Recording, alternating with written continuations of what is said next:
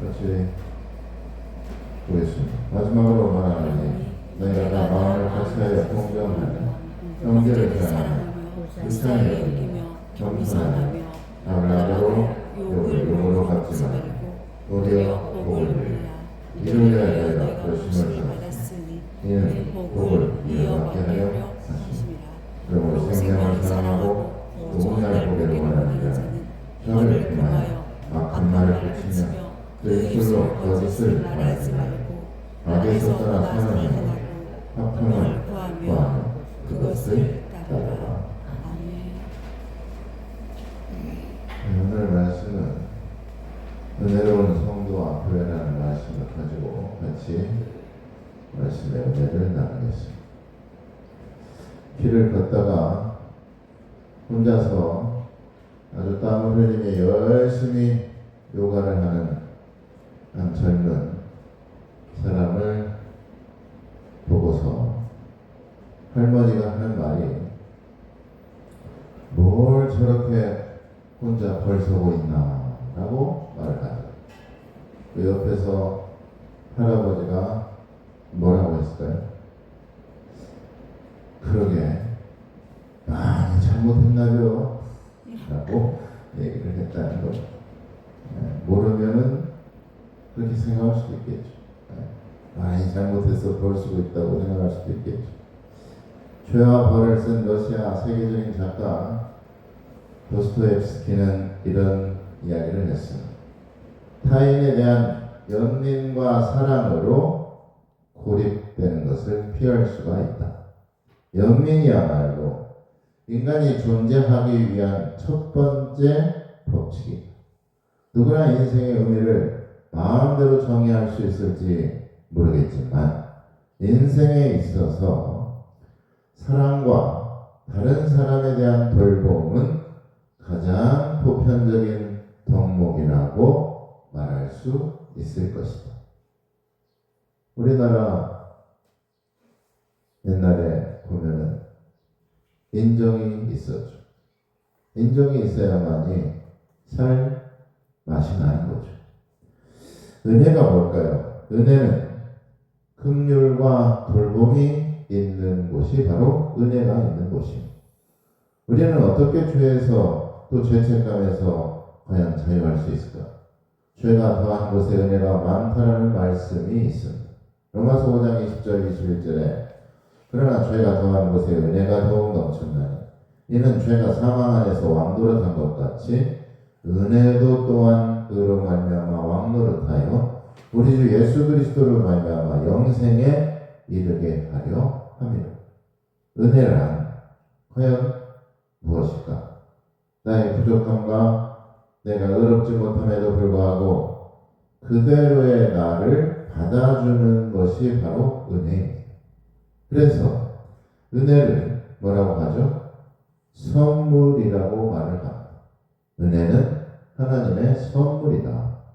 나의 허물과 죄를 들추어내거나 나의 잘못을 지적하거나 나의 죄를 정죄하는 것이 아니라 그것을 덮어주고 숨겨주고 감추어줄 때 그게 바로 은혜가 된다라고 말을 하는 거예요. 그래서 유명한 드라마 대사가 있잖아요. 뭐예요? 너의 죄를 사하노라. 이것이 바로 은혜인 것이에요. 긍휼과 용서로 받아줄 때 은혜가 된다는 것이죠. 내 모습 그대로를 인정하고 받아주는 곳이 바로 은혜로운 것입니다. 그렇다면 은혜의 반대말은 뭐겠습니까? 은혜가 아닌 것은 뭘까요? 불법과 죄에 빠져서 살아가는 것입니다. 거짓과 불의함과 경건하지 못한 것이 바로 은혜가 아닌 것이죠. 또 뭐가 있습니까? 남을 정죄하고 남 탓하고 다른 사람에게 책임을 전가하고 무책임한 것, 그것이 바로 은혜에 반대되는 모습이라고 볼 수가 있죠. 그러므로 은혜로운 교회와 성도는 사랑과 겸손과 그리고 긍휼이 있어야 된다는 얘기입니다. 첫째로 사랑이 있을 때 은혜가 있는 것입니다. 사랑이 없는 교회와 사랑이 없는 성도는 은혜가 되지 못하는, 서로 용납하지 못하고 서로 정죄하는 곳에 어떻게 은혜가 있겠습니까? 만약 하나님께서 우리를 사랑하시지 않았다면 예수님을 이 땅에 보내셨을 리가 없는 것이죠. 예수님께서 우리를 사랑하시지 않았다면 예수님께서 왜 십자가를 지셨을까? 우리가 분명히 알아야 되는 것은 하나님께서 우리를 그토록 사랑하셨기 때문에 예수님을 보내신 것이고, 예수님이 우리를 사랑하셨기 때문에 십자가를 지셨다는 말씀입니다. 말씀 한 구절 찾아보겠습니다. 요한일서 4장 16절에서 21절 말씀. 요한일서 4장 16절에서 21절. 신약성경 392쪽입니다. 392쪽. 요한일서 4장 16절에서 21절. 하나님이 어떻게 우리를 사랑하셨는지를 아주 구체적으로, 아주 사실적으로, 아주 감동적으로 성경이 기록한 내용입니다. 요한일서 4장 16절에서 21절 다 같이 공독합니다. 하나님이 우리를 사랑하시는 사랑을 우리가 알고 믿었다. 하나님은 사랑이시다. 사랑 안에 거하는 자는 하나님 안에 거하고 하나님도 그의 안에 거하시느니라. 이로써 사랑이 우리에게 온전히 이루어진 것은 우리로 심판날에 담대함을 가지게 하려 합니다. 주께서 그러하신 것 같이 우리도 이 세상에서 그러하니 사랑 안에 두려움이 없고 온전한 사랑이 두려움을 내쫓나니 두려움에는 형벌이 있습니다. 두려워하는 자는 사랑 안에서 온전히 이루지 못하였느니라. 우리가 사랑하는 그가 먼저 우리를 사랑하셨습니다. 누구든지 하나님을 사랑하노라 하고 그 형제를 미워하는 이는 거짓말하는 자, 보는 바 그 형제를 사랑하지 아니하는 자, 보지 못하는 바 하나님을 사랑할 수 없느니라. 우리가 이렇게 명식에 보았나니 하나님을 사랑하는 자는 또한 그 형제를 사랑할지니라. 우리 옆 성도님과 인사 나눕니다. 사랑이 먼저입니다. 사랑이 먼저입니다.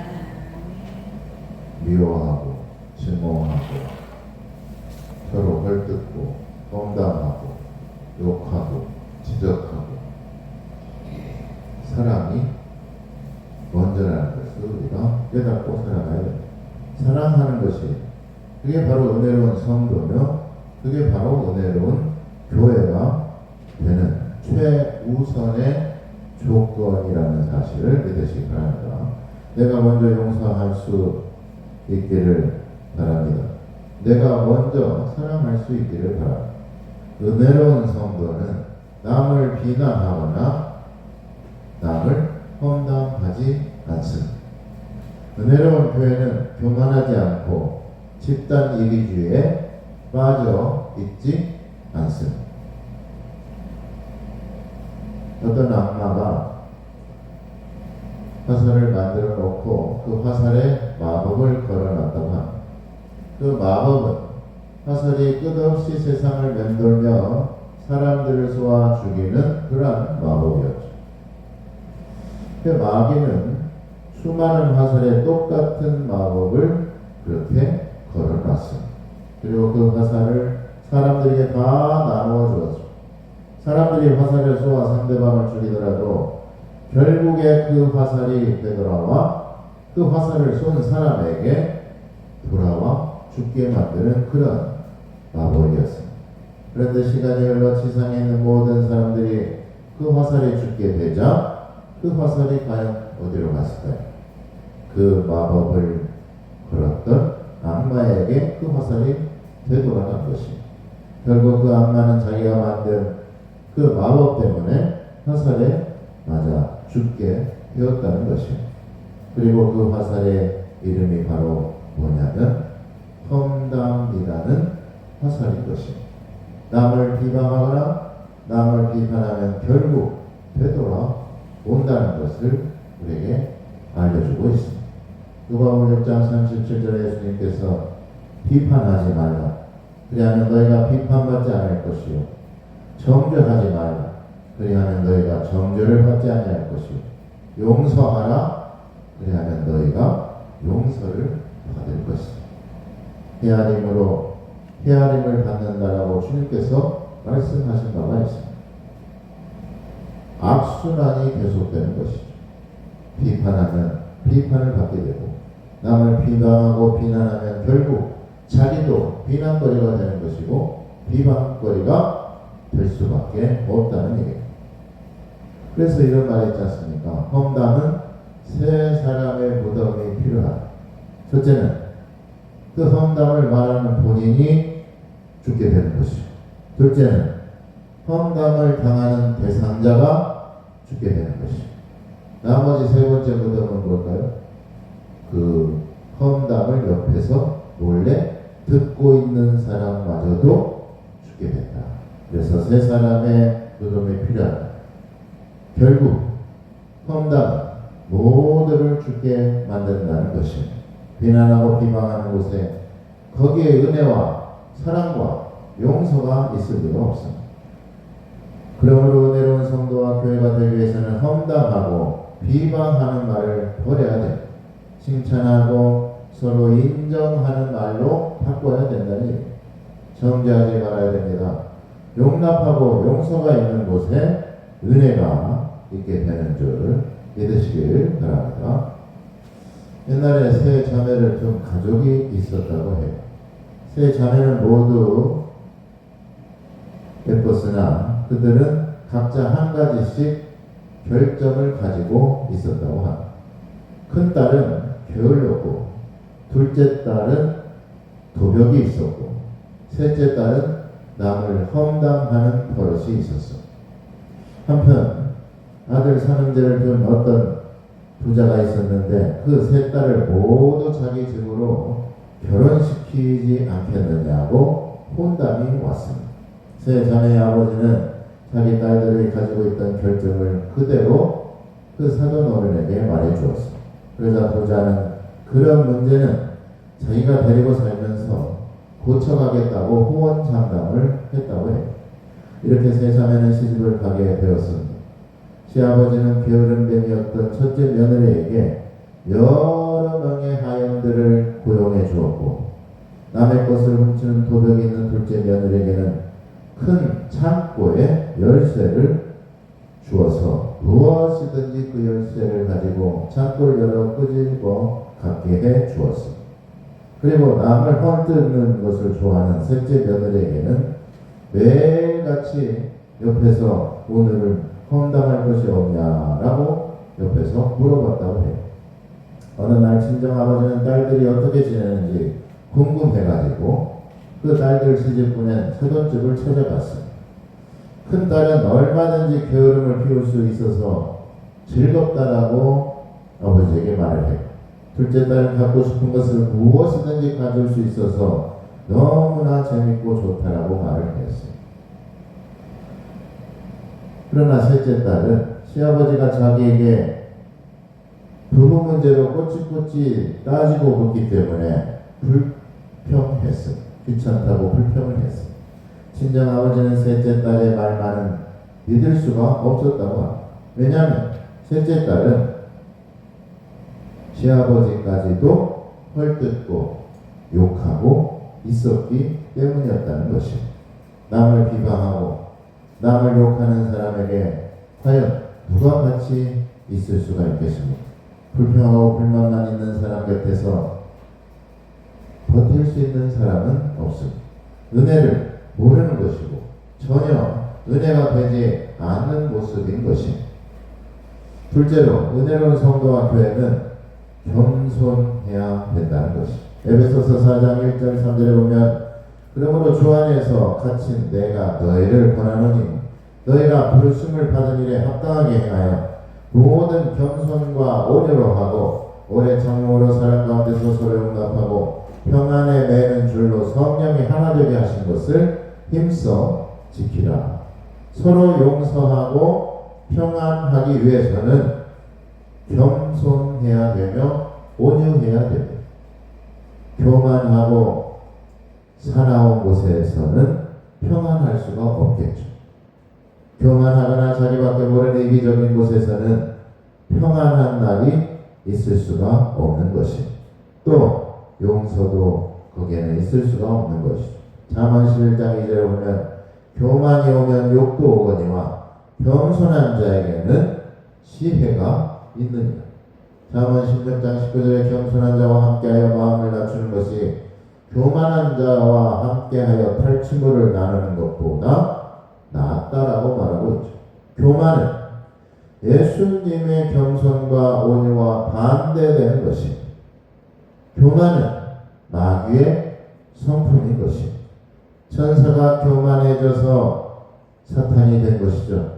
인간이 교만해서 하나님보다 높아지려고 바벨탑을 쌓았고 그 교만을 하나님께서는 무너뜨렸다는 것을 기억해야 됩니다. 그러므로 은혜로운 성도와 교회는 겸손해야 됩니다. 일제강점기 때 신사 참배를 반대하다가 옥중에서 순교하신 주기철 목사님이라는 분이 계십니다. 주기철 목사님과 사제지간이 되었고 주 목사님의 삼정일교회 장로님으로 실무하던 조만식 장로님이라는 분이 계셨어요. 조만식 장로님은 주기철 목사님을 오산학교에서 교장으로 있을 때 가르쳤던 그러한 제자였습니다. 그런데 어느 날 주일날 조 장로님의 손님과 이야기를 하다가 예배 시간에 조금 늦게 교회에 들어오게 됩니다. 그때 젊은 주기철 전도사님은 설교를 하다가 조 장로님 오늘은 의자에 앉지 마십시오 라고 호통을 쳤다고 합니다. 이럴 때 어떻습니까? 좀 못돼 먹은 장로님 같았으면 그냥 문 차고 나가든지 아니면 아무렇지 않게 의자에 앉았을 테지만 그 조만식 장로님은 목사님의 말이 떨어지자마자 뒤에 예배당 뒤에 서서 예배를 드리고 있는데 마침 기도 순서가 되어서 거기 서 계시는 장로님 기도해 주시겠습니다. 그때 조만식 장로님이 이렇게 기도를 했다고 해요. 하나님, 나의 죄를 용서하여 주시옵소서.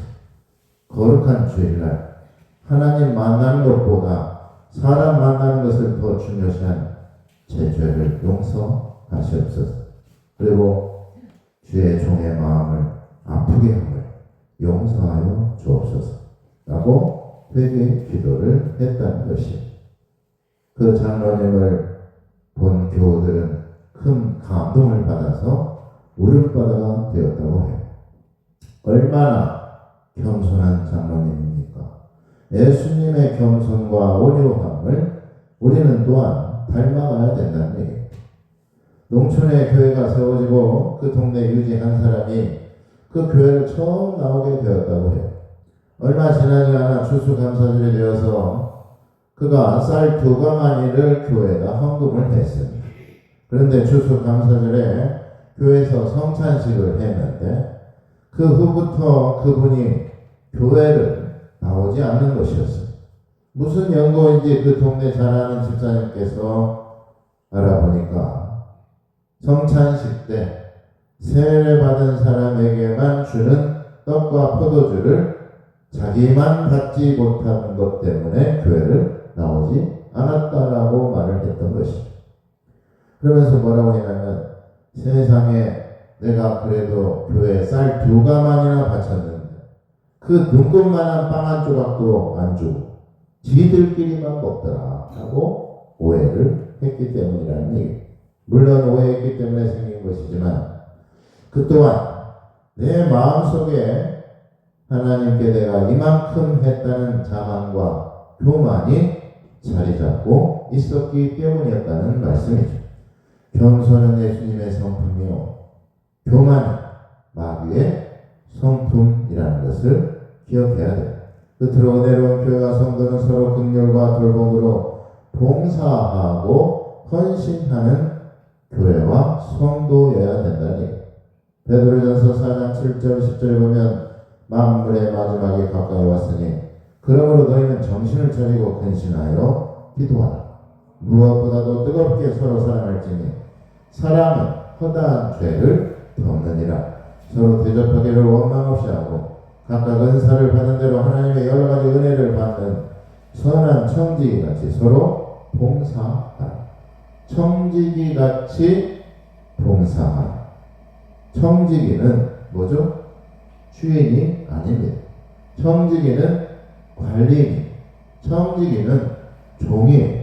그래서 주인이 맡겨주신 것을 관리하고 끝까지 책임져야 하는 게 바로 청지기입니다. 마치 내 것인 양, 마치 내가 주인인 양 해서는 안 된다는 얘기죠. 내 것이 아니기 때문에 내 마음대로, 내 감정대로 처리해서도 안 되는 것입니다. 중요한 것은 주인의 뜻과 주인의 의도를 깨닫고 겸손하게 은혜를 맡은 선한 청지기 같이 서로를 위해서 섬기고 봉사하는 게 바로 청지기. 내가 먼저가 아니라 하나님의 선하신 뜻과 하나님의 은혜가 먼저라는 것입니다. 은혜 없이는 구원도 없으며 은혜 없이는 용서도 사랑도 없는 것입니다. 우리가 은혜로 구원을 받은 것은 예수님께서 십자가에서 내 죄를 대신해서 형벌을 받으셨기 때문이라는 것을 잊어서는 안 돼요. 십자가에 그 은혜가 없었더라면 우리는 여전히 하나님과 원수된 죄의 자녀였습니다. 저주와 심판에서 구원을 받을 수가 없는 것입니다. 그래서 베드로전서 4장 11절에 이렇게 말씀을 이어가고 있죠. 만일 누가 말하려면 하나님의 말씀하는 것 같이 하고 누가 봉사하려면 하나님이 공급하시는 힘으로 하는 것 같이 하라. 이는 범사 예수 그리스도로 말미암아 하나님의 영광을 받으시게 하려 하느니 그에게 영광과 권능이 세세 무궁토록 있느니. 한 부자의 재정을 맡은 청지기가 자기 주인의 소유를 낭비하고 있다는 그 소문을 주인이 듣게 되었습니다. 주인은 불의한 그 청지기를 불러 해고 통보를 했습니다. 그동안의 모든 재정을 확실하게 계산하도록 그에게 명령을 했어요. 청지기는 그날부터 자기 살 길을 찾아 그동안 부당하게 이익을 취했던 사람들을 한 명씩 불러서 빚을 탕감해 주었습니다. 이 모습을 보고 주인은 그 청지기를 지혜롭다고 칭찬을 했어요. 불의한 청지기였을 때 주인의 돈으로 이득을 취할 때는 그 돈을 마치 자기 돈인 것처럼 착각하고 자기 돈처럼 썼다는 것이. 그래서 주인에게 묻지도 않고 자기 마음대로 주인 돈을 남용했던 것이. 남에게 빌려주며 높은 이자를 부과함으로써 많은 사람들에게 빚더미에 앉게 하였고 자기는 그 대가로 고리 대금업을 이득을 취하고 있었던 것이. 그래서 해고 통보를 받은 순간 그는 더 이상 자기가 맡은 돈이 자기 마음대로 사용할 수 없는 주인의 것임을 깨닫게 된 것이죠. 그때부터 그는 주인의 돈으로 부당한 이득을 취하는 것을 멈추고 빚진 이웃들을 다 불러 모아 선심 쓰듯 빚을 탕감해 줌으로써 그들에게 마음을 얻게 되었다는 것입니다. 그리고 해고당한 후에 자기를 받아줄 많은 사람들이 있었다는 것을 알게 되고 또 주인의 마음을 얻게 되어서 결국 살 길을 찾게 되었다는 그런 이야기입니다. 청지기란 자기 마음을 다 바쳐 주인을 섬기는 사람이 바로 청지기. 그리고 그런 종을 사랑하는 주인은 과연 어떤 주인일까? 그 종을 긍휼히 여기며 그 종에게 모든 복을 나누어 주는 주인이 바로 그 청지기의 주인인 것이에요. 그러므로 우리들도 청지기처럼 주인을 사랑하는 마음으로 서로 사랑하며 서로 봉사하며 서로 섬기며 살아가야 되는 줄 믿으시기 바랍니다. 오늘 말씀을 다시 한번 보시면 마지막으로 말하노니 너희가 나 다 마음을 같이하여 동정하며 형제를 사랑하며 불쌍히 여기며 겸손하며 악을 악으로 욕을 욕으로 갚지 말고 도리어 복을 빌라. 이를 위하여 너희가 부르심을 받았으니 이는 복을 이어받게 하려 하십니다. 그러므로 생명을 사랑하고 좋은 날 보기를 원하는 자는 혀를 금하여 악한 말을 그치며 그 입술로 거짓을 말하지 말고 악에서 떠나 선을 행하고 화평을 구하며 그것을 따르라. 은혜로운 성도와 교회는 서로의 마음을 같이하며 서로를 동정하며 서로를 불쌍히 여기며 살아가야 됩니다. 중요한 것은 악을 악으로 욕을 욕으로 갚지 말라라고 말하고 있죠. 도리어 그들을 위해서 복을 빌어주라고 말하고 있습니다. 이를 위하여 우리가 하나님께로부터 부르심을 받았다. 이것이 하나님께 받은 복과 은혜를 나누며 살아가는 것인 줄 믿으시게 됩니다. 예수님의 이름으로 축원합니다.